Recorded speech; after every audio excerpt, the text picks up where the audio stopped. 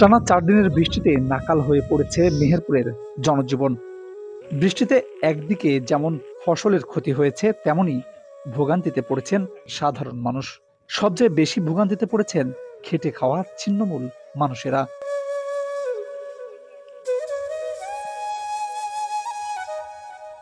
সোমবার সকাল থেকেই জেলার বিভিন্ন এলাকায় থেমে থেমে বৃষ্টি হয়েছে।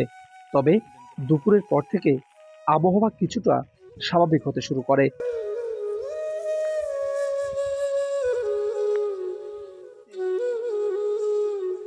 চুয়াডাঙ্গা আবহাওয়া অফিস সূত্রে জানা যায়, গত ২৪ ঘন্টায় জেলার উপর দিয়ে ১০৮ মিলিমিটার বৃষ্টিপাত রেকর্ড করা হয়েছে।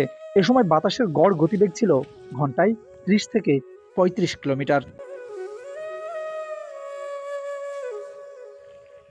এদিকে টানা বৃষ্টি ও দমকা বাতাসে লন্ডভন্ড হয়ে গেছে ফসলের মাঠ। পানিতে তলিয়ে গেছে ধানের ক্ষেত।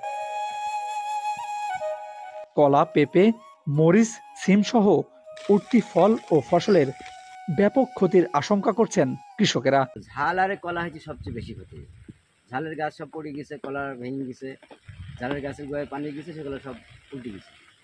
ওগুলো তো বাঁচবে না, ওগুলো রোদ হলেই সব শুকিয়ে যাবে। আমাদের এই বৃষ্টির কারণে এবং এই ঝাপটার কারণে আমাদের কলা বেচা আছে 400 টাকা।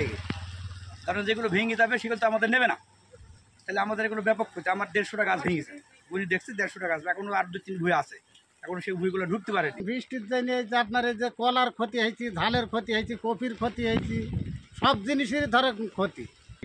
পুরো মাঠটা ঢুকে গেছে, নিম্ন আপনার 1000 বিঘা জমি। সব পলি গেল পাশে ধান কি হবে? পানিটা বেরিয়ে গেলে তো আপনি কাটতে পারবে, ডুবি গেলে তো কিছু করার নেই।